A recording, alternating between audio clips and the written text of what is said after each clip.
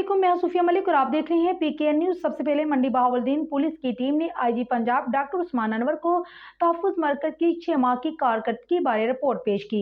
मजीद तफसीलात bureau chief Usman Tayyab की इस रिपोर्ट में। पुलिस खिदमत मरकज मंडी बहावलदीन ने 881 शहरियों को पुलिसिंग सोशल वेलफेयर की सर्विसेज फराहम की।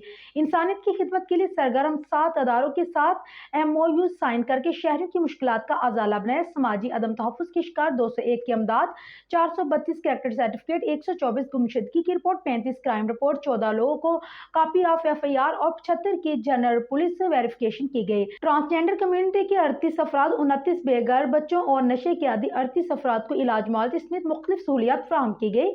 कुव्वते समात और गोयाई से महरूम 61 अफराद और 38 अफराद को ओल्ड एज होम और 21 ज़हनी मजदूर अफराद को मदद फराहम की गई। हर गुजरती माह के दौरान पुलिस तहफ़्फ़ुज़ मरकज मंडी बहावलदीन से इस्तिफादा करने वाले शहरियों की तादाद बढ़ रही है। इंचार्ज तहफ़्फ़ुज़ मरकज IG पंजाब डॉक्टर उस्मान अनवर ने तहफ़्फ़ुज़ मरकज मंडी बहावलदीन की कारकर्दगी को काबिल सताइश करार दिया। तहफ़्फ़ुज़ मरकज स्टाफ, विक्टिम सपोर्ट ऑफिसर और मुस्तफीद होने वाले शहरियों और ट्रांसजेंडर कम्युनिटी अफराद से मुलाकात भी की।